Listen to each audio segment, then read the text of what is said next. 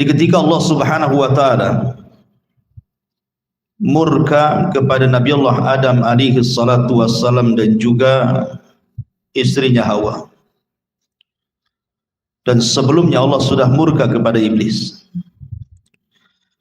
maka Allah Subhanahu wa taala menurunkan 3 makhluk ini semuanya ke bumi. Dan sudah saya ceritakan beberapa khilaf di mana mereka diturunkan. Ada yang mengatakan bahwa iblis diturunkan di lautan, makanya iblis membangun istananya di lautan, berdasarkan hadis Nabi sallallahu alaihi wasallam bahwa istana iblis itu ada di lautan. Adapun Adam dan Hawa, ada yang mengatakan Adam diturunkan di Sri Lanka, di India, dan adapun Hawa turun di Jeddah dan Adam turun di Sri Lanka. Kemudian keduanya dipertemukan. Bagaimana caranya? Yang satu di India, yang satu pula di Jeddah. Dalam riwayat Israiliyat ada yang mengatakan bahwa Allah Subhanahu wa taala turunkan Hajar Aswad. Hajar Aswad itu batu dari sorga, dulunya putih dan bercahaya. Tetapi Nabi SAW mengatakan sawadathu banu Adam, yang membuat batu yang sangat putih bercahaya itu menjadi hitam adalah Bani Adam. Apa maksudnya? Maksudnya dosa yang dilakukan Bani Adam sehingga menjadi batu itu berubah yang tadinya putih bercahaya menjadi hitam. Makanya disebut Hajar Aswad, batu yang sangat hitam. Lah ketika batu itu diturunkan dari sorga ke bumi, maka itu menandakan sebuah sinyal cahaya bahwa Adam alaihi salatu wassalam kalau ingin mencari Hawa, istrinya yang terpisah, carilah di titik cahaya itu. Begitu juga Hawa. Akhirnya kemudian berjumpalah di Arafah. Maka disebut Arafah karena saling mengenal. Maka daerah itu disebut Arafah. Di Arafah inilah kemudian Allah Subhanahu wa taala menurunkan kalimat yang pertama kali diturunkan Allah dan dibacakan oleh Adam dan Hawa. Kalimat apa itu? Kalimat taubat. Dan Allah Subhanahu wa taala berfirman, "Fatalaqqa Adamu mir rabbih kalimatin fataba alaihi innahu huwa tawwabur rahim." Maka Allah Subhanahu wa taala mengajarkan kepada Adam beberapa kalimat. Ada yang mengatakan kalimat ini adalah doa yang kita sering baca. Rabbana zalamna anfusana wa illam taghfir lana wa tarhamna lanakunanna minal khasirin. Doa pengakuan dosa dan permintaan ampun kepada Allah.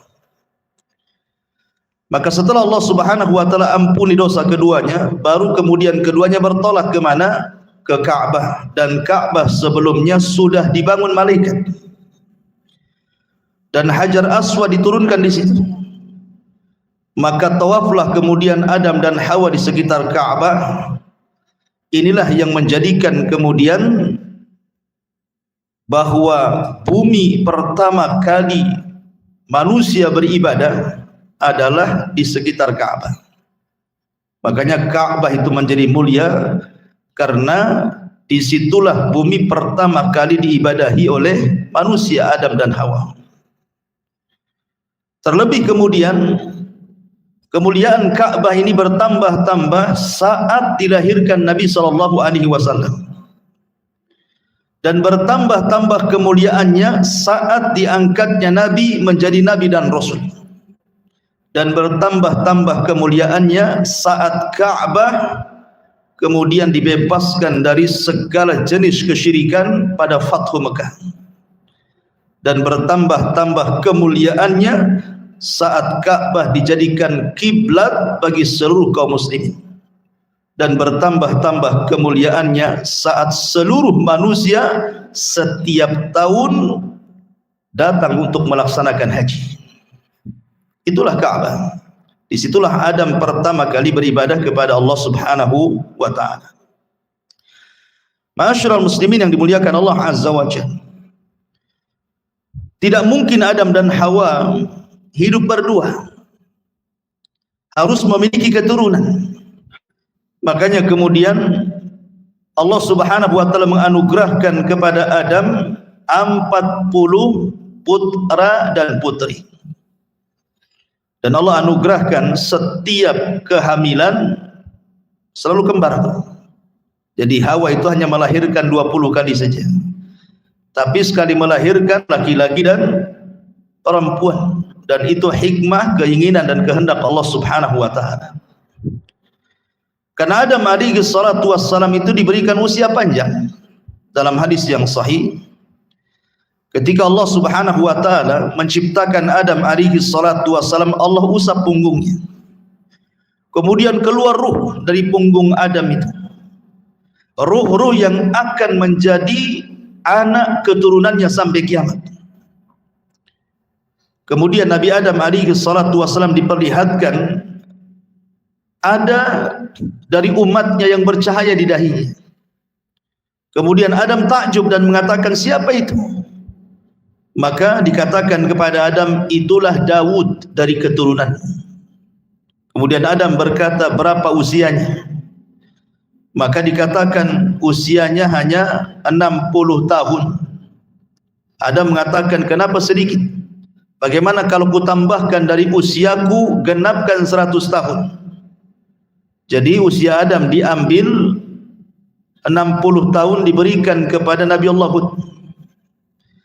Akhirnya kemudian ketika usia Adam sudah 940 tahun, datang malaikat maut dan hendak mencabut nyawanya.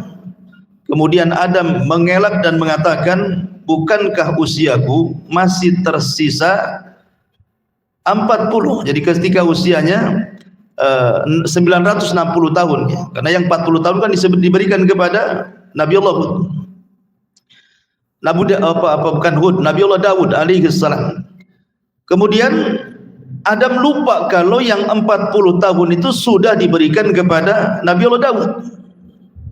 Dari sinilah kemudian anak turunan Adam menjadi pelupa.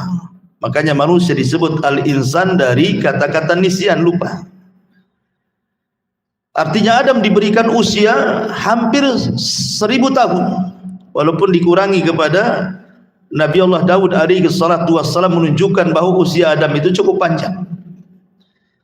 Sehingga kemudian anak-anaknya beranjak dewasa. Dari situlah kemudian Allah Subhanahu wa ta'ala mensyariatkan kepada Adam untuk menikahkan. Bolehnya saudara dengan saudari menikah, tetapi jangan kembarannya. Boleh menikah antara saudara dengan saudari kandungnya, tapi syaratnya jangan kembarannya. Lah kebetulan dari anak-anak Adam ini yang paling besar adalah Qabil dan Habil. Ada yang mengatakan Qabil itu kakaknya, ada yang mengatakan Habil itu ayahnya, atau sebaliknya, wallahu a'lam. Karena tidak dijelaskan dalam Quran dan juga hadis Nabi sallallahu alaihi wasallam. Tapi yang jelas bahwa itulah yang dikisahkan dalam Al-Quran, di mana Allah Subhanahu wa ta'ala kemudian memerintahkan Adam untuk memerintahkan putra putrinya menikah, karena tidak ada orang lain masalahnya. Akhirnya kemudian Qabil disuruh menikah dengan kembarannya Habil, dan Habil disuruh menikah dengan kembarannya Qabil. Dari sini iblis datang dan menggoda Qabil dan mengatakan, wahai Qabil, lihat kembaran Habil itu tidak cocok untukmu, kurang cantik, tapi lihat kembaranmu cantik. Akhirnya kemudian Qabil pun terpengaruh dengan syaitan, kemudian ditanamkan hasad. Makanya para ulama mengatakan seperti Imam Ibnul Qayyim rahimahullahu ta'ala, bahwa penyakit hati yang pertama kali muncul di langit dan muncul di bumi adalah hasad. Adapun di langit hasadnya iblis kepada Adam, Adapun di bumi hasadnya Qabil kepada Habil. Makanya kenapa hasad itu sangat bahaya dalam Islam, sampai Nabi SAW mengatakan iyyakum wal hasad, hati-hati kalian jangan hasad, karena hasad itu bisa membakar pahala kalian seperti api membakar kayu bakar, kata Nabi. Ma'asyiral muslimin yang dimuliakan Allah Azza wa Jalla, akhirnya kemudian Qabil pun marah. Dia datang kepada saudaranya Habil, mulailah mengancam, kalau engkau tetap mengambil sembahku la aqtulannak, saya akan bunuh kamu. Tapi Habil adalah orang baik, dia mewarisi sifat-sifat Nabi Adam alaihi salatu wassalam. Tentu kalau kita punya anak banyak, mungkin kita punya anak 5 atau 6 atau 7, tentu di antara anak-anak kita itu pasti ada yang salah satunya yang kita sukai. Mungkin kecerdasannya, mungkin ketampanannya, pasti adalah.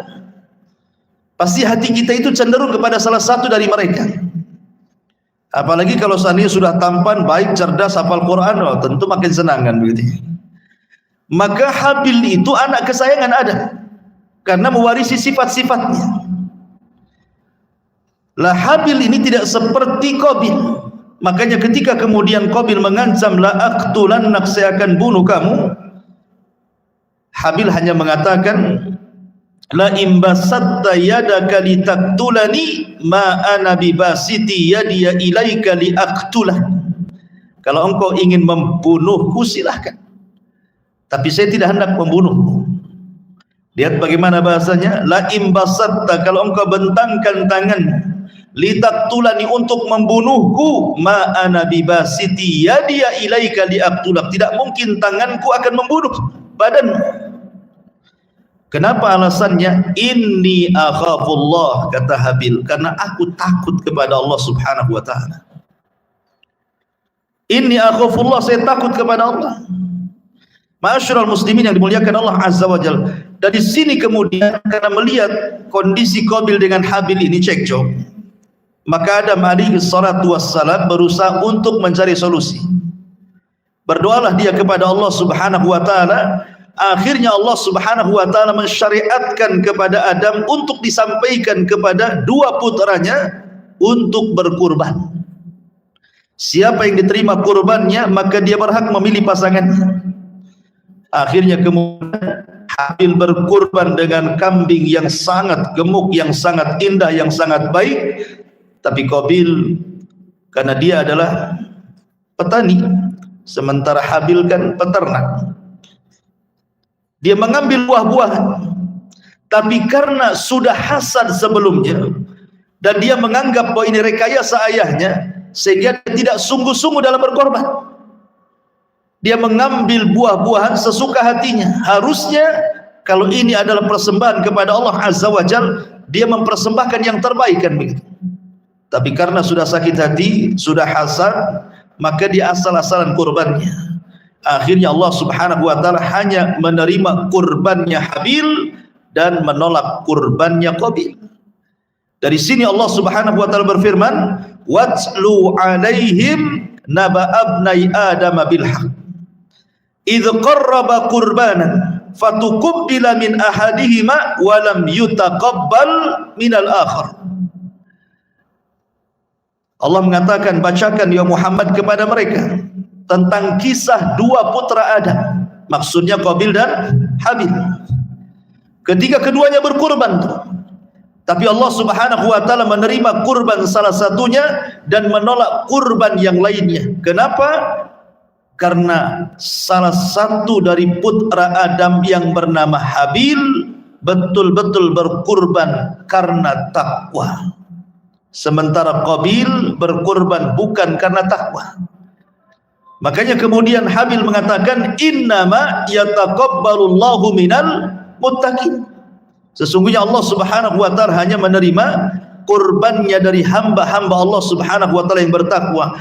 Dari sini pentingnya sebuah kaidah atau sebuah faedah, bahwa di dalam berinfak itu harus didasari takwa dan ikhlas kalau ingin diterima. Karena itu syarat Allah Subhanahu wa taala, thayyibun la yaqbalu illa thayyiban. Allah itu baik, tidak menerima kecuali yang baik-baik. Termasuk juga keikhlasan daripada orang yang berkorban. Habil ini orangnya ikhlas, kurbannya juga baik, diterima oleh Allah. Tetapi Qabil ini sudah tidak ikhlas karena hasad, yang dikorbankan pun tidak baik, ditolak. Makanya ada ulama mengatakan, kalau seandainya sepanjang hidupku aku tahu satu kali sujud saja diterima oleh Allah Subhanahu wa taala, itu sudah cukup bagiku. Kalau seandainya seluruh ibadahku aku tidak tahu diterima atau tidak, tetapi aku tahu bahwa satu kali sujud saja, sujud ini diterima oleh Allah Subhanahu wa taala, itu sudah cukup. Kenapa? Karena tidak mungkin Allah Subhanahu wa taala menerima sebuah ibadah kecuali karena dia takwa. Berarti ketakwaan itulah yang menjadikan amalan kita diterima. Tapi masalahnya kan kita tidak tahu amalan mana yang diterima oleh Allah, kan kita tidak tahu. Karena kita tidak pernah ditampakkan mana yang diterima, mana yang ditolak, kan? Karena kita tidak tahu mana yang ditampakkan, mana yang ditolak, makanya kata Nabi SAW, la tahkiranna minal ma'rufi syai'an walau antalqa akhaka biwajhin talqin. Jangan remehkan sekecil apapun kebaikan, walaupun hanya melemparkan senyum kepada saudaramu.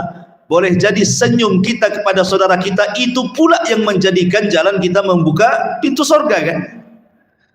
Karena terkadang amalan besar itu mudah tersentuh ria, tapi amalan kecil itu terkadang lebih ikhlas dibandingkan amalan yang besar. Maka jangan remehkan sekecil apapun kebaikan.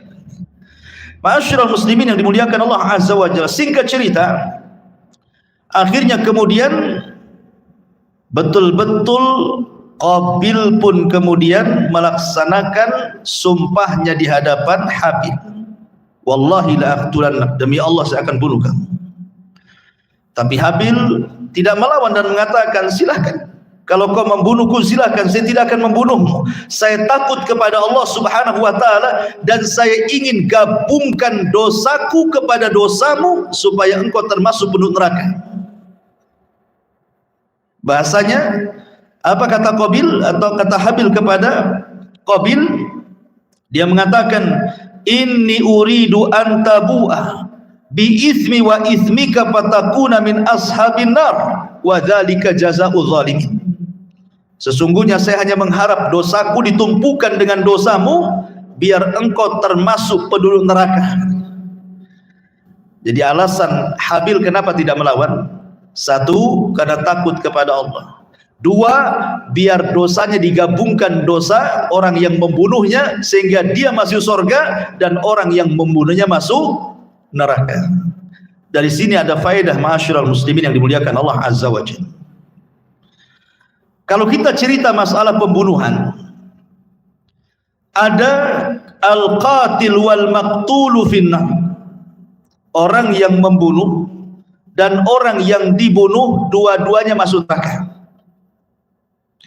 Yang kedua, al-qatil wal maqtulu fil jannah. Orang yang membunuh dan orang yang dibunuh dua-duanya masuk surga. Kemudian yang ketiga, al-qatilu finnar wal maqtulu fil jannah. Orang yang membunuh di neraka, orang yang dibunuh di surga.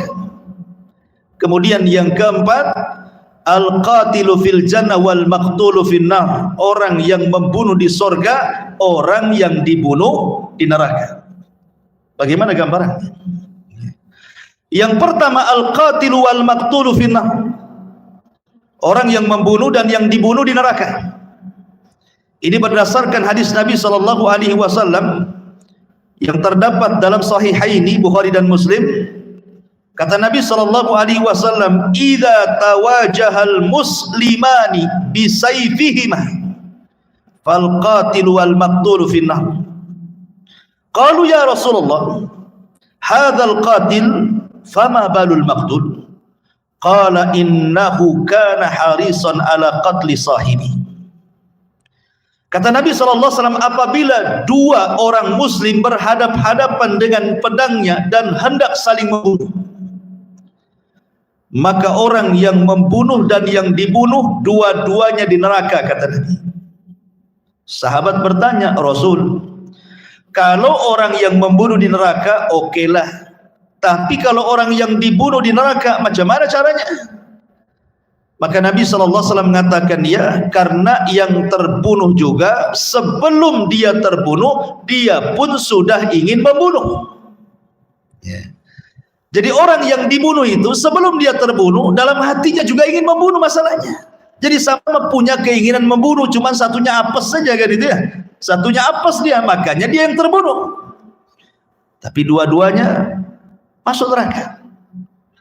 Ini gambaran yang pertama. Gambaran yang kedua, al-maqtul, al-qatilu wal-maqtulu fil jannah. Orang yang membunuh dan orang yang dibunuh dua-duanya masuk surga. Al-Imam Muslim meriwayatkan dalam sahihnya dari Abi Hurairah radhiyallahu anhu, di mana Allah Subhanahu wa taala, yadhaqullahu ila rajulain yaqtulu ahaduhumal akhar kilahuma yadkhulul jannah. Allah tertawa kepada dua orang laki-laki, salah satunya membunuh yang lainnya, tapi dua-duanya dimasukkan ke dalam surga. Faqalu, sahabat bertanya, kaifa ya Rasulullah, bagaimana tuh gambarannya tuh? Yang membunuh dan yang dibunuh dua-duanya masuk surga. Maka Nabi SAW memberikan gambaran, yuqatilu hadza fi sabilillah. Ketika terjadi perang antara muslim dan kafir, yang muslim ini kemudian mati gugur. Orang yang mati dalam pertempuran mati syahid, masuk surga. Tsumma yatubullahu 'alal qatil. Tiba-tiba kemudian yang membunuhnya taubat, masuklah dia ke dalam Islam. Kemudian fayuqatilu fi sabilillah fayustashhad, maka dia pun kemudian setelah masuk Islam ikut perang lagi, tetapi di kubu orang Islam dia pun gugur juga, mati syahid. Maka dua-duanya di sorga, kata Nabi. Itulah al-qatil wal maqtulu fil jannah, yang membunuh dan yang dibunuh masuk sorga. Yang ketiga, orang yang membunuh di neraka dan orang yang dibunuh di sorga. Sama seperti orang dalam jihad. Orang kafir membunuh orang Islam. Orang Islam yang dibunuh dalam peperangan syahid. Yadkhulunal jannah bighairi hisab, masuk surga tanpa hisab. Kemudian yang membunuh orang kafir ini, yang membunuh orang kafir setelah membunuh orang Islam, dia pula terbunuh juga dia. Saling bunuh-bunuhan kan? Tapi yang satu orang kafir, yang satu muslim, dua-duanya mati dalam jihad. Maka yang kafir ini masuk neraka karena kekafirannya. Yang muslim masuk surga karena kesyahidannya. Itulah al-qatilu finnar wal maqtulu fil jannah. Orang yang membunuh di neraka, orang yang dibunuh masuk surga. Kemudian yang terakhir kebalikannya, al-qatil fil jannah wal maqtulu finnar. Orang yang membunuh masuk surga, orang yang dibunuh masuk neraka. Sama-sama saat jihad juga. Di mana orang Islam membunuh orang kafir, selesailah dia, orang kafir masuk neraka. Kemudian orang yang membunuh ini terus dia di atas keislaman sampai dia mati, maka dia masuk surga. Ma'asyiral muslimin yang dimuliakan Allah Azza wa Jalla, adapun kasusnya Qabil dan Habil, ini masuk pada gambaran yang pertama, kasusnya Qabil dan Habil. Kenapa Habil ini masuk surga dan Qabil masuk neraka? Karena yang ada keinginan membunuh itu siapa? Qabil. Habil itu tidak ada keinginan membunuh. Kalau seandainya Habil ada keinginan membunuh, masuk sabda Nabi, dua-duanya neraka.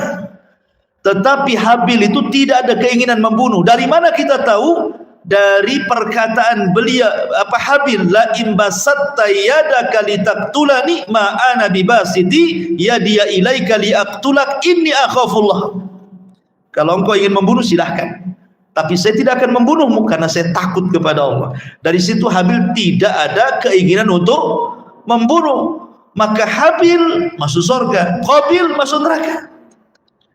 Bahkan Qabil harus menanggung dosa yang sangat besar. Perhatikan sabda Rasul dari Abdullah bin Mas'ud radhiyallahu anhu. Nabi sallallahu alaihi wasallam bersabda, "La tuqtalu nafsun zulman illa kana 'ala ibni Adam al-awwal kiflun min damiha li'annahu kana awwal man sannal qatlah." Siapapun yang membunuh dengan cara zalim, siapapun yang membunuh dengan cara zalim, kecuali anak Adam yang pertama si Qabil, akan dapat bagian dosanya karena dia orang yang pertama kali mencontohkan membunuh. Jadi kalau sejak zaman Qabil sampai hari ini ada orang yang membunuh dengan cara zalim, otomatis orang yang membunuh itu kan dosa. Ribuan orang yang sudah membunuh, otomatis ribuan dosa ini si Qabil juga akan nanggung dosanya. Kenapa? Karena dia yang ngasih contoh keburukan. Sementara Nabi sallallahu alaihi wasallam bersabda, "Man sanna sunnatan sayyi'atan falahu wizruha wa wizru man amila ba'dahu la yanqusu min auzarihim syai'an." Barang siapa yang mencontohkan keburukan, maka dia dapat dosa, dan dosa orang yang mencontohnya tanpa mengurangi dosa mereka sedikit pun, dan seterusnya. Berarti Qabil ini banyak di dosanya, karena setiap dosa pembunuh itu bagiannya.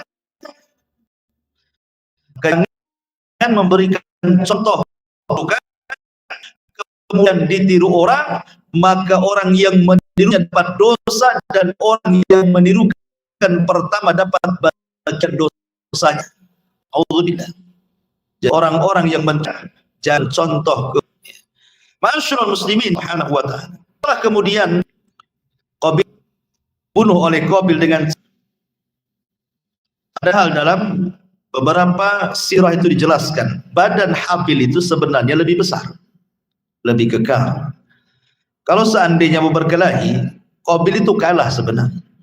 Ya, kita melihat dari postur tubuh gitu ya, dan kekuatan. Tetapi pembunuhan Qabil itu kan secara pengecut, di mana ketika Habil sedang tertidur, diambilnya batu besar kemudian dipukulkan di kepalanya sampai hancur mati. Lebih parah lagi, kemudian dibiarkan jasadnya begitu saja. Ada yang mengatakan menurut riwayat Mujahid, sebab Qabil membunuh Habil ini, Allah subhanahu wa ta'ala akhirnya menyegerakan azabnya di dunia sebelum di akhirat. Dengan cara apa? Tiba-tiba betisnya tertekuk dengan pahanya, dia tidak bisa jalan. Kemudian wajahnya ke atas dan tidak bisa dikembalikan, dia tersengat sinar matahari. Itulah dosa zalim. Kata Nabi SAW, tidak ada dosa, kata Nabi SAW, ma min dzambin ajjalallahu uqubatahu fid dunya qabla al-akhirah al-baghyu wa qati'atur rahim. Tidak ada dosa yang disegerakan balasannya di dunia sebelum akhirat kecuali kezaliman dan pemutus silaturahim. Allah segerakan. Ya, hati-hati dua dosa ini, melakukan kezaliman pada orang ataupun memutus silaturahim. Makanya Imam Zahabi rahimahullahu taala menyebutkan di dalam kitab Al-Kabair, dosa-dosa besar, kitabnya judulnya Al-Kabair. Imam Zahabi menceritakan tentang seseorang yang melakukan kezaliman. Jadi ada orang zalim merampas ikan nelayan, kemudian dia mengancam, kalau engkau tidak memberikan kubur. Nelayan ini orang lemah, orang zalim ini orang kuat, terpaksalah dikasihkan.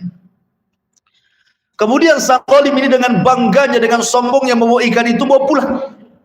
Tidak sadar di tengah jalan ikan yang mati Allah hidupkan tiba-tiba menggigit jarinya. Dia rasa gigitan itu biasa saja, hanya berdarah sedikit, ya sudah biasa saja, pulang ke rumah. Dimasak ikan itu, dimakan dengan lahapnya tanpa punya perasaan dosa. Di malam harinya bekas gigitan itu baru terasa. Dia pun merasakan sakit kesakitan yang luar biasa yang tidak ada yang tahu rasa sakitnya kecuali Allah. Menjerit-jerit. Keesokan harinya dia datang ke dokter, ke tabib. Ke dokter, bukan ke dukunnya. Kemudian kata tabib, kata dokter ini, itu gigitan ikan ada virusnya. Itu sudah menjalar ke telapak tangan, harus diamputasi. Kalau tidak diamputasi akan menjalar ke pergelangan sampai ke jantung mati kan. Subhanallah. Baru kemarin dia melakukan kezaliman, jarak 1 hari sudah dipotong tuh tangannya. Itulah kadang-kadang Allah menyegerakan kan dosa kezaliman. Dikiranya setelah dipotong telapak tangannya sembuh, tidak juga. Beberapa hari kemudian menjalar lagi sampai ke sikut dia. Balik lagi ke tabib, kata tabib itu harus diamputasi lagi. Akhirnya dipotong juga sikutnya. Beberapa hari lagi tidak sembuh juga, ternyata menjalar sampai di bahunya. Dokter ini heran, dia sudah sering menangani perkara itu, tapi tidak seperti ini. Makanya dokter ini bertanya kepada orang ini, dosa kamu itu apa sebenarnya? Akhirnya bercerita tentang kezalimannya mengambil ikan nelayan itu. Kata dokter, subhanallah, seandainya ketika ikan itu Allah hidupkan dan menggigit jarimu, kau langsung serahkan ikan itu, minta ampun, minta maaf, kau tidak perlu datang ke sini. Ya, tapi ini semua sudah takdir Allah Azza wa Jal. Sebelum ku potong bahumu, sebaiknya kau datangi nelayan yang ku ambil ikannya itu, minta maaf, minta redhonya. Mudah-mudahan dengan cara itu Allah sembuhkan penyakitmu. Cari dia. Ya. Setelah ketemu, akhirnya dia mengatakan, samihni ya fulan, maafkan dosa-dosaku wahai fulan. Lah ini bingung, siapa orang ini? Kemudian diceritakan, saya seorang orang zalim yang telah mengambil ikanmu pada waktu-waktu yang kemarin-kemarin, tolong maafkan saya. Akhirnya kemudian karena melihat kondisinya yang kasihan, maafkanlah sang nelayan ini. Ketika dimaafkan, hilang rasa. Kemudian sebelum dia pergi, orang zalim yang sudah bertobat ini mengatakan kepada sang nelayan ini, wahai bapak, ketika saya ambil ikan, saya melihat bibirmu bergerak-gerak. Kamu ngomong apa? Gitu dia. Akhirnya kata sang nelayan, tidak, aku tidak bicara apapun kecuali hanya berdoa kepada Allah. Hanya mengatakan, ya Rabb, sesungguhnya aku ini orang lemah, di hadapanku orang kuat, arini quwwataka ya Rabb, tolong tampakkan kekuatanmu kepadaku. Hanya itu saja. Ya. Rupanya manjur doa orang yang dizalimi mustajab. Ingat, doa orang yang dizalimi itu mustajab. Karena orang yang menzalimi itu dia bisa nyenyak tidur, tidak pernah nyenyak tidur. Makanya dia bermunajat tiap malam untuk melaknat orang yang menzaliminya. Hati-hati itu. Ya. Karena orang yang mazlum, yang dizalimi ini kalau sudah berdoa tidak ada hijab antara dia dengan Allah, melesat. Walaupun yang dizalimi itu orang kafir. Ma'asyiral muslimin yang dimuliakan Allah Azza wa Jalla, akhirnya setelah dimaafkan dan dia pun menyesal, maka dia pun hendak datang ke dokter tadi. Tapi sebelum dia datang ke dokter tadi, menghabarkan bahwa sakitnya sudah hilang, dia datang ke orang-orang, datang ke pasar-pasar, datang ke keramaian orang dan mengatakan, man ra'ani falam yadlim minhu ahada. Siapapun yang melihat aku, tolong jangan berbuat zalim. Tampakkanlah bekas amputasinya itu. Lah Imam Zahabi mencantumkan kisah ini dalam kitab Al-Kabair, dosa-dosa besar. Ya. Nah di sini lihat bagaimana Habil ketika dibunuh oleh Qabil secara zalim, maka Allah berikan hukuman kepada Qabil kan itu. Makanya Rasul mengatakan tidak ada dosa yang disegerakan hukumannya di dunia sebelum akhirat. Salah satunya al-baghyu, kezaliman, wa qati'atur rahim, dan orang yang memutus silaturahim. Ketika kemudian Qabil sudah membunuh Habil. Maka disinilah cerita peradaban dimulai. Manusia mulai terpisah jadi dua. Setelah Qabil membunuh Habil, dia malu berjumpa dengan Adam bapaknya. Akhirnya dia bawa istrinya kembarannya untuk menjauh dari kabilahnya Adam yang ada di perbukitan. Dia memilih ke lembah.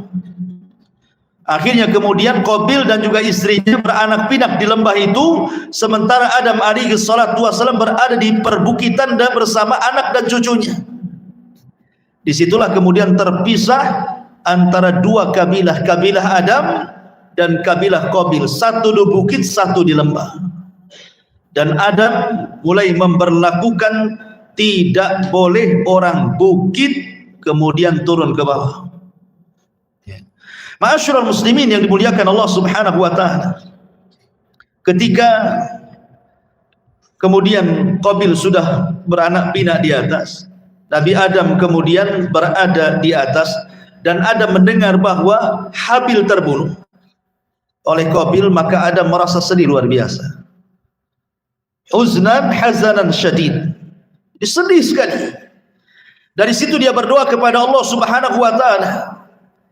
Tiba-tiba kemudian Allah Subhanahu wa taala merintahkan Adam untuk menggauli Hawa, dan Hawa pun kemudian mengandung kembali. Rupanya Allah Subhanahu wa taala hendak menghibahkan, menghadiahkan kepada Adam pengganti Habil.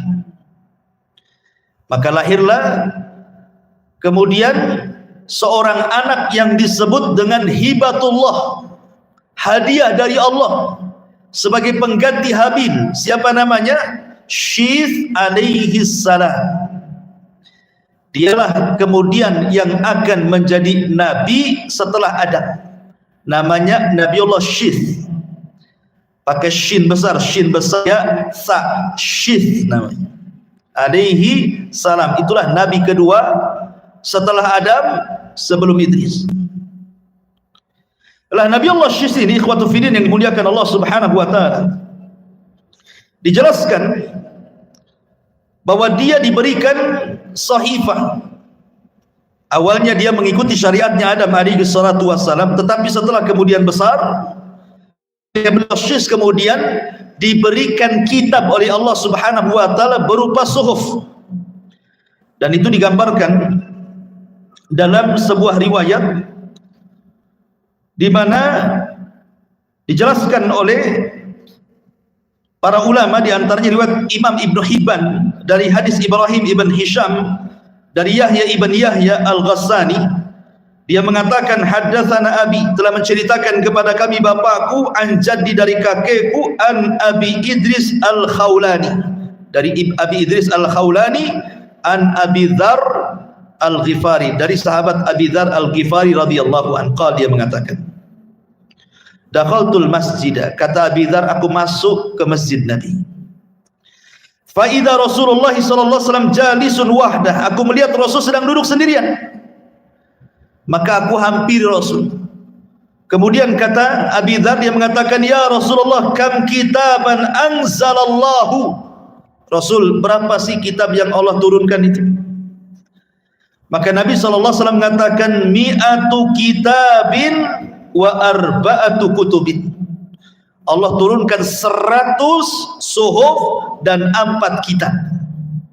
100 suhuf dan 4 kitab. Kemudian kata Rasulullah SAW, unzila ala Syith khamsuna sahifatan wa unzila ala Akhnuh. Akhnuh itu maksudnya Idris. Salasuna sahifatan wa unzila ala Ibrahim asyru wa unzila ala Ibrahim asyru sahaif wa unzila ala Musa qabla Taurati asyru sahaif wa unzila Taurat wal Injil wal Zabur wal Furqan.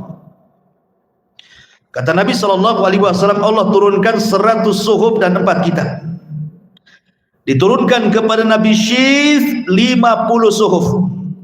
Diturunkan kepada Idris 30 suhuf. Diturunkan kepada Ibrahim 10 suhuf. Diturunkan kepada Musa 10 suhuf, bukan Taurat. Kemudian Allah turunkan Taurat setelahnya, kemudian Injil, kemudian Zabur, kemudian Quran. Hadis ini dikatakan oleh Al-Hafidz Ibnu Rajab rahimahullahu taala, walaupun hadis ini dikeluarkan oleh Imam Ibnu Hibban dalam sahihnya, di dalam Al-Ihsan fi Taqribis Sahih Ibnu Hibban, tapi ada catatan dari Imam Ibnu Rajab Al-Hambali dalam Fathul Bari, wa qad ruwiya min wujuhin muta'addidatin an Abi Dzarrin wa kulluha la takhlu min maqali. Memang banyak riwayat tentang jumlah kitab yang turun itu, tapi semua ada perbincangan para ulama tentang sanadnya. Tapi intinya bahwa Nabi Allah Syis diturunkan kepada Syis ini 50 sahifah, 50 lembar kitab yang datang dari Allah Subhanahu wa taala. Dengan 50 lembar inilah kemudian Nabi Syis berdakwah, mengajak manusia ke dalam tauhid, mengajak manusia kepada akhlak yang baik. La ma'asyiral muslimin yang dimuliakan Allah Azza wa Jalla, Nabi Syis ini dikenal memang semangat berdakwah dan mewarisi akhlak Adam, karena ketika Nabi Syis dilahirkan, dia kan masih berjumpa dengan Adam, masih berjumpa ratusan tahun dengan Adam alaihi salatu wassalam, sehingga memungkinkan Adam mendidik Nabi Allah Syis akhirnya menjadi seorang nabi. Bahkan ketika kematian Adam alaihi salatu wassalam dijelaskan, ketika Adam alaihi salatu wassalam meninggal dunia, Adam ini kan masih teringat dengan sorga, karena pernah tinggal di sorga masalahnya, jadi teringat dengan sorga. Jadi dia ngomong sama anak-anaknya, keluarlah kalian, carilah di luar, barangkali ada buah-buahan sorga, bawa kemari. Maka anak-anaknya kemudian nurutlah apa kata bapaknya, karena itu adalah wasiat terakhir kan. Keluarlah anak-anaknya mencari buah-buahan yang mirip dengan buah-buah sorga. Di tengah jalan berjumpa dengan malaikat. Kemudian kata malaikat, ila aina tadhhabun, pergi kemana kalian? Kemudian anak-anaknya ada mengatakan, termasuk Syis di situ gitu ya, kami diperintahkan bapak kami, karena dia sedang sakaratul maut, untuk mencari buah-buahan seperti buah-buah sorga. Kata malaikat, lah ketika itu di tangan malaikat ada kain kafan dari sorga, ada wewangian dari sorga, sudah membawa perlengkapan fardu kifayah. Jadi kata malaikat ini, kembali kepada rumah kalian, sesungguhnya ayah kalian sebentar lagi mau meninggal. Akhirnya anak-anaknya kemudian datang, dan malaikat maut sudah datang kepada hadapan Adam alaihi salatu wasallam. Ketika melihat itu malaikat, Adam meminta kepada istrinya untuk menyingkir. Kemudian Adam alaihi salatu wasallam pun akhirnya dicabut nyawanya.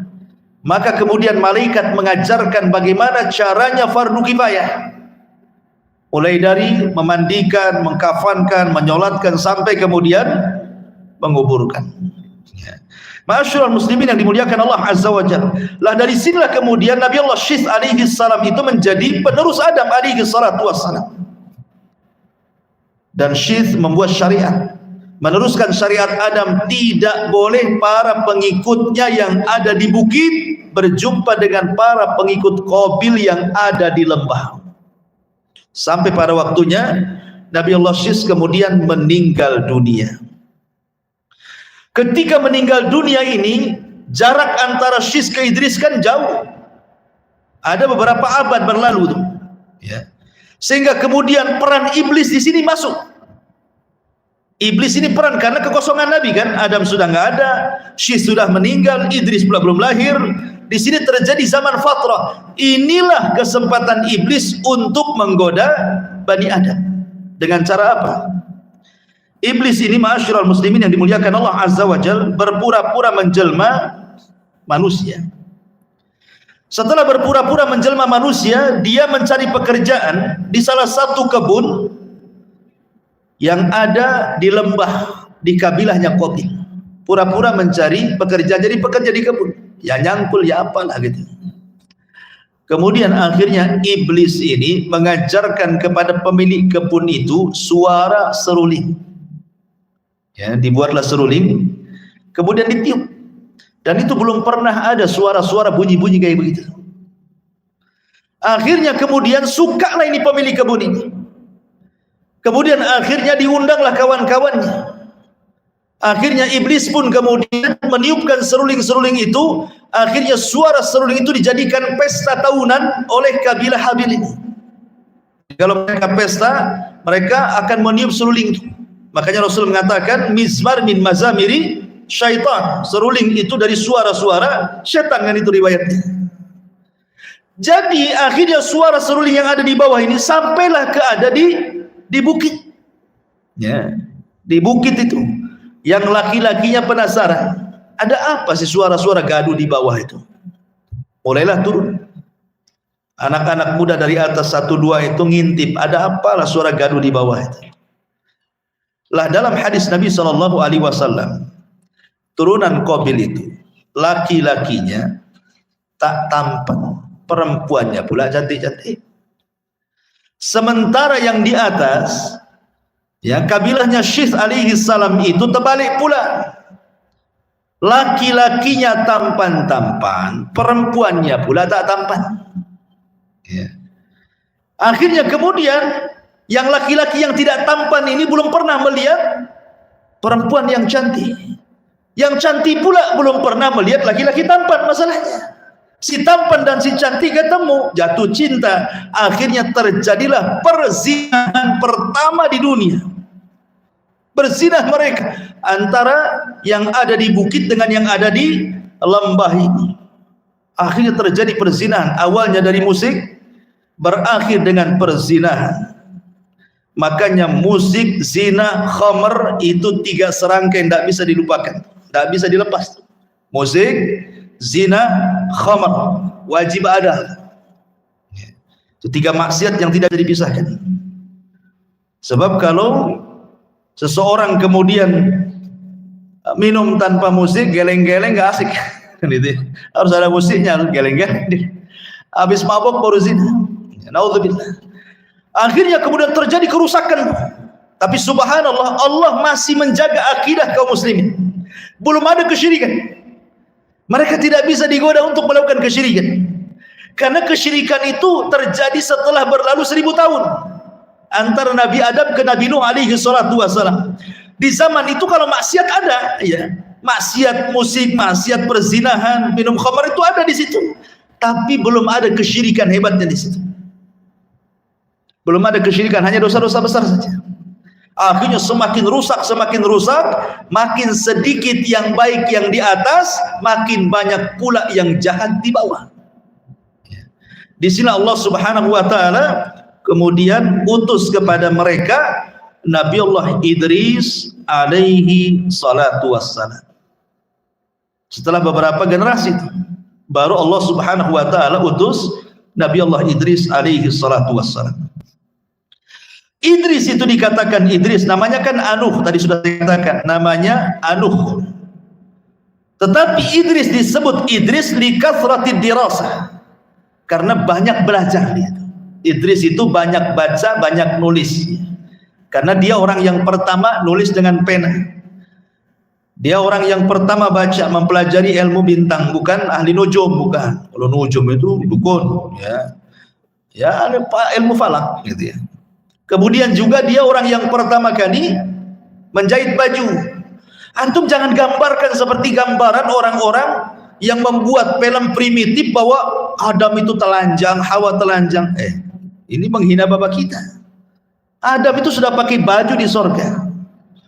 Kemudian ketika diturunkan ke bumi juga Allah katakan di dalam Al-Quranul Karim, ya bani Adam qad anzalna alaikum libasan yuwari sawatikum warisan walibasut taqwa dzalika khair.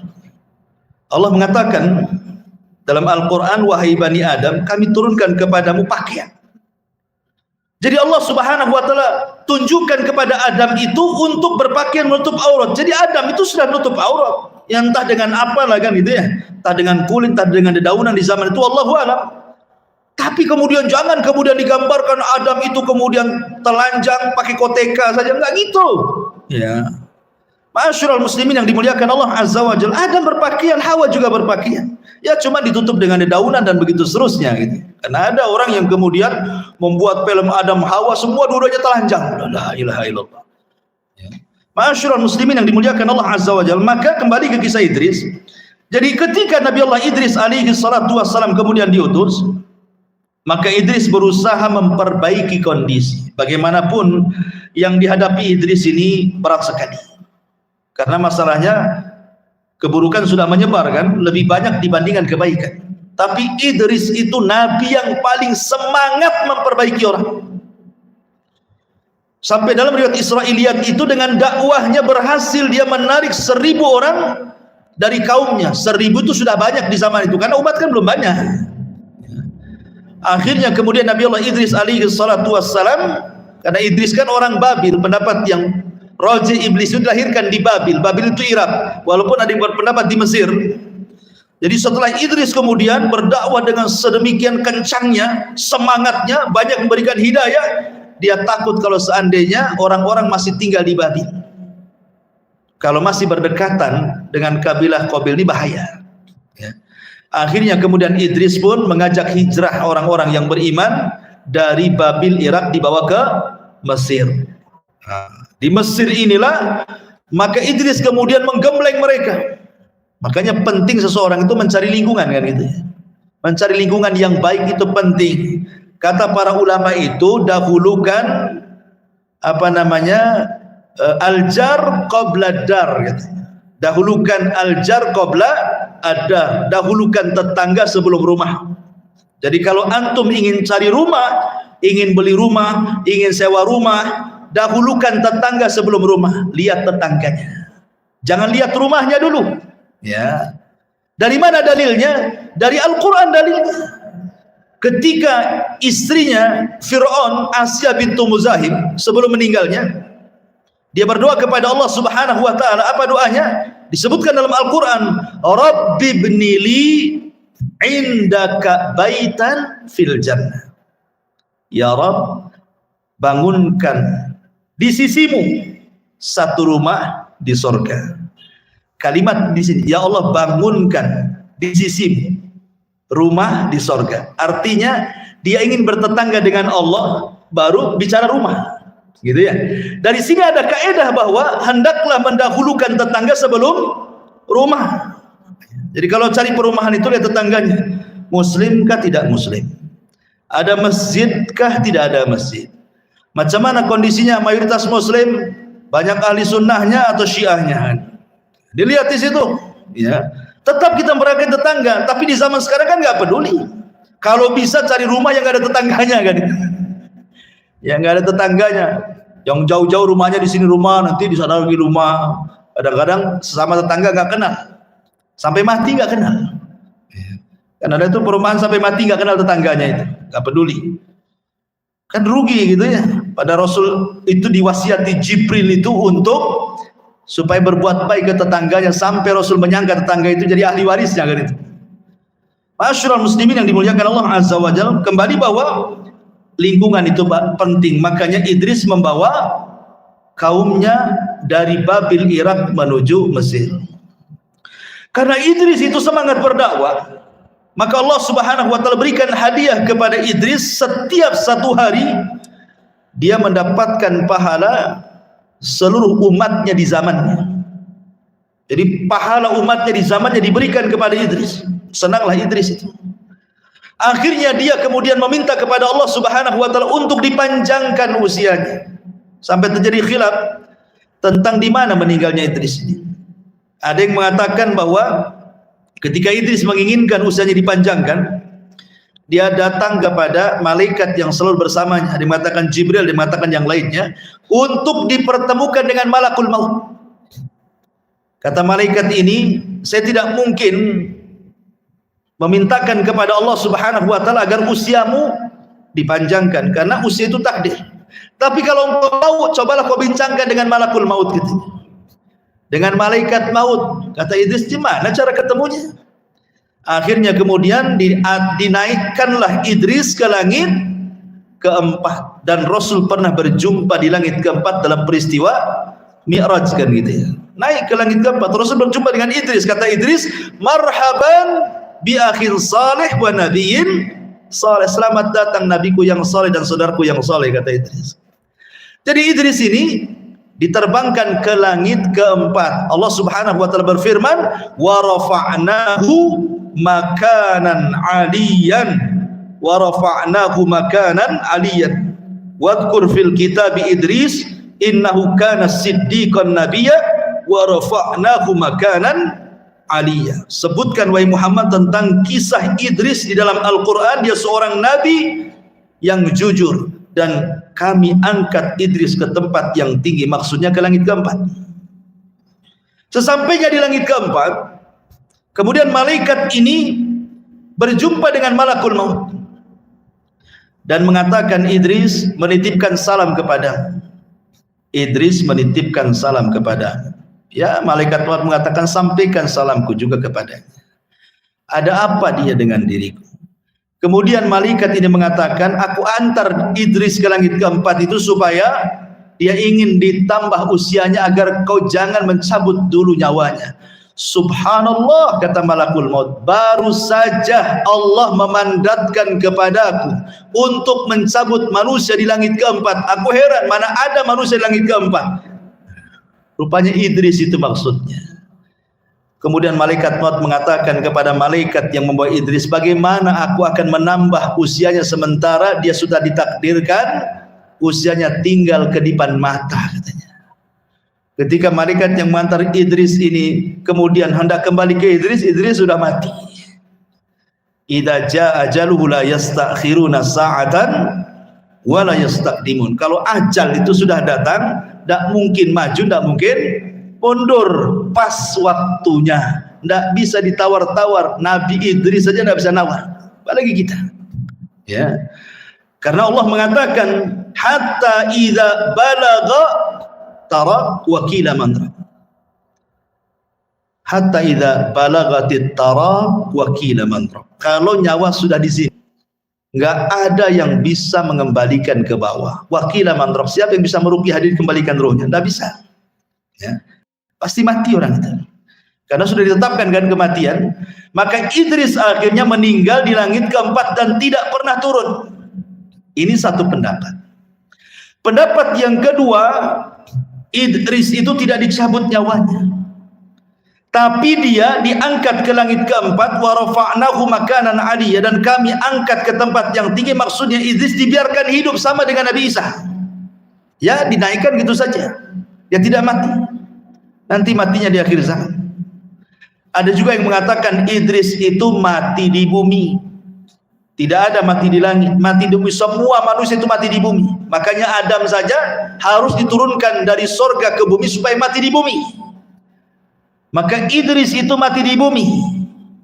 Adapun kemudian kalimat wa rafa'nahu makanan 'aliyya, kami angkat Idris ke tempat yang tinggi, maksudnya Allah tempatkan Idris di sorga.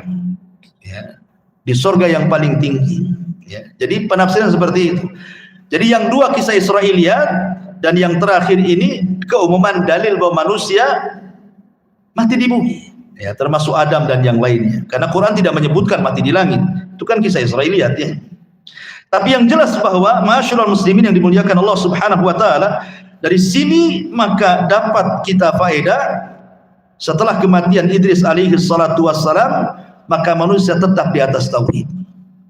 Tapi kemudian setelah Idris sudah berlalu zamannya, kekosongan para nabi, tidak ada nabi dan rasul lagi.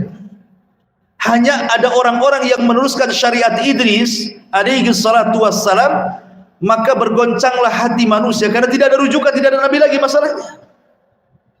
Disitulah hadir sebagai pewaris para nabi, para ulama, orang-orang soleh. Lah kebetulan pewaris para nabi, orang-orang soleh dari kaumnya Idris itu ada keluarga yang disebut dengan Wud, keluarga Wud. Ya.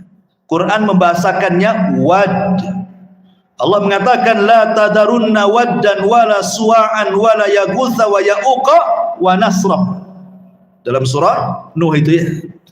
Inilah 5 orang soleh ini yang tersisa. Ini satu keluarga ini, bapaknya Wad, Suwa, Yagus, Ya'uq, Nasr, ini anak-anaknya. Mereka lah yang meruskan perjuangan dakwah Idris alaihi salatu wassalam untuk mengajak manusia ke dalam tauhid. Tapi Allah takdirkan meninggal satu persatu. Wad meninggal, ganti Suwa, Suwa meninggal, ganti Ya'uq, Yagus meninggal, ganti Ya'uq, Ya'uq meninggal, ganti Nasr, tidak ada penggantinya. Sehingga disitulah iblis ada kesempatan. Selama ini iblis tidak bisa menyimpangkan Bani Adam sejauh kecuali hanya sekedar dosa besar. Untuk berbuat syirik tidak bisa. Di sini ada kesempatan. Generasi pertama dipengaruhi dan mengatakan, iblis datang kepada mereka menjelma orang soleh. Karena ketika itu, karena semangatnya mereka kepada orang-orang soleh ini, akhirnya kemudian mereka mendambatkan hati kepada mereka, tidak ada penggantinya. Sehingga iblis datang, sebaiknya kalian buatlah patung, ya, supaya diingatkan jasa-jasa mereka gitu ya. Letakkan di satu tempat, jadi sekali-kali kalian kalau ingat mereka itu datang ke situ. Jadi kalau melihat patung mereka itu, semangat lagi ibadah kalian. Terpengaruh pula dengan was-was syaitan. Betul-betul dibuat 5 patung, diletakkan di satu tempat khusus, diziarahi. Tidak ada kesyirikan, hanya menziarahi, melihat semangat. Kalau udah futur melihat semangat gitu ya. Generasi pembuat patung meninggal, datang pula generasi kedua. Iblis datang lagi dan mengatakan, kenapa kalian capek-capek lah datang ke tempat khusus, produksi sajalah ke itu patung-patung banyak-banyak, letakkan di rumah kalian, ya, makin semangat lagi kalian, kepengaruh lagi, diproduksilah banyak-banyak, hampir tidak ada satu rumah kecuali ada patung, ya, tidak perlu lagi datang ke tempat khusus. Generasi kedua meninggal, generasi ketiga tak tahu apa-apa. Iblis datang lagi dan mengatakan, aku loh hidup di zaman bapakmu, di zaman kakekmu, kata iblis. Kamu tahu nggak apa maksudnya kakekmu buat patung itu? Kakekmu membuat patung itu maksudnya untuk wasilah mendekatkan diri kepada Allah. Ma na'buduhum illa liyuqarribuna ilallahi zulfa. Kami tidak mendekatkan diri kepada Allah kecuali lewat perantara mereka, supaya lebih dekat lagi. Nah, mulailah terjadi syirik wasilah di sini. Ya. Akhirnya kemudian mereka pun mulai menjadikan patung-patung itu wasilah beribadah kepada Allah, yang berakhir bukan dijadikan wasilah lagi, belakangan dijadikan sesembahan. Ketika mulai terjadi kesyirikan, disinilah Allah utus Nabi Nuh alaihi salatu wassalam setelah 1000 tahun dari zaman Adam alaihi salatu wassalam. Nuh diutus, ya. Lah Nuh ini luar biasa perjuangannya, ikhwatu fiddin, dan satu-satunya nabi yang diberikan usia lebih panjang dari bapaknya sendiri, maksudnya kakeknya Adam alaihi salatu wassalam. Dari semua manusia Nuh paling panjang sendiri itu usianya. Ada yang mengatakan 1870, ada yang mengatakan 1500, ada yang mengatakan 1400, pokoknya di atas 1000 lah itu khilafnya. Sehingga Nuh ini berjumpa dengan berbagai macam generasi, karena Nuh itu panjang usianya kan itu. Makanya Al-Quran sendiri ketika menjelaskan tentang dakwahnya Nabi Nuh itu kan disebutkan alfasanatin illa khamsina ama, dakwahnya saja 1000 tahun dikurangi 50 tahun alias 950 tahun. Tetapi hidayah milik Allah, setiap 20 tahun sekali cuma satu pengikutnya. Jadi selama itu tidak banyak pengikutnya, ya. Akhirnya kemudian sudah Nuh itu sudah terlampau lama berdakwah, ya kan, 950 tahun, tidak pun ada juga yang menerimanya. Malah semakin berani kaumnya hendak membunuhnya. Disilah Nuh alaihi salatu wasallam berdoa kepada Allah, Rabbi inni maglubun fantasir. Ya Rabb, aku sudah mau dikalahkan kaumku, tolong aku. Maka Nuh alaihi salatu wasallam berdoa, maka Allah subhanahu wa ta'ala berikan mukjizat kepada Nuh berupa kapal. Ada yang mengatakan, namanya riwayat Israiliyat, kapal itu ditanam oleh Nuh. Dari biji kemudian tumbuh 100 tahun, setelah 100 tahun diserut, setelah 100 tahun berikutnya 40 tahunnya membuat kapal. Ini cerita Israiliyat, ya kan? Kalau Quran tidak mengatakan seperti itu. Quran itu yang mengatakan, ya Allah turunkan kapal gitu saja, ya. Allah turunkan bahan-bahannya, kemudian Nuh merangkainya. Jadi bukan diambil dari hutan, enggak. Makanya ada sebagian ulama salaf mengatakan ada makhluk-makhluk Allah itu yang tidak diciptakan dari yang lainnya.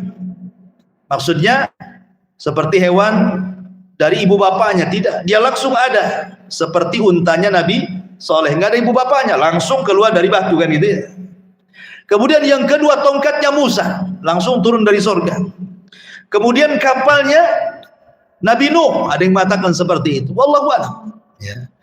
Intinya bahwa mujizat Nabi Nuh itu membuat perahu. Disitulah terjadi sukhriyah, karena Nuh kan sudah tidak berdakwah lagi ya, karena dia langsung manut dengan Allah, disuruh merangkai kapal, dia rangkai. Disinilah kemudian terjadi mulai cemoohan dari kaumnya dan mengatakan, ya Nuh, dulu engkau seorang nabi, kok sekarang jadi tukang kayu, gimana ceritanya katanya. Jadi diolok-olok gitu ya. Apa sudah resign jadi nabi, kok sekarang jadi tukang mebel gitu. Dibuat diolok-olok ya kan, nggak tahu kalau itu adalah perintah Allah. Setelah pada waktunya Allah Subhanahu wa taala meminta Nuh untuk memasukkan hewan yang berpasang-pasangan, kemudian juga burung-burung dan juga manusia yang beriman, anak-anaknya kecuali istri dan anaknya Kanan yang kufur. Disitulah terjadi banjir bandang tupan yang luar biasa. Maka tidak ada manusia yang hidup kecuali tenggelam. Yang selamat satu dunia itu hanya di perahu Nuh. Makanya Nuh disebut Abul Bashar Ats-Tsani, bapak manusia kedua setelah Adam. Kenapa? Karena tidak ada populasi manusia kecuali yang di kapal itu masalahnya. Yang di kapal itu pun yang mendapatkan berkah dari Allah, keturunan manusia dari 3 putra Nuh, Syith, Syam, Ham, dan Yafis. Nuh itu punya 4 putra, Syam, Ham, Yafis, Kan'an. Kan'an ini kufur sendiri. Sampai ketika Kan'an ini memilih agama ibundanya. Nah, terkadang hati-hati kalau punya istri ini. Anak kadang-kadang terpengaruh kan. Si Kan'an ini ikut ibunya dia. Ya. Makanya ketika kemudian Nuh alaihi salatu wassalam mengatakan, irkam ma'ana, masuk ya Kan'an. Apa kata Sa'awi ila jabal? Tidak perlu, saya akan naik ke gunung, nggak akan sampai tuh banjir itu ke atas gunung. Naik dia ke gunung.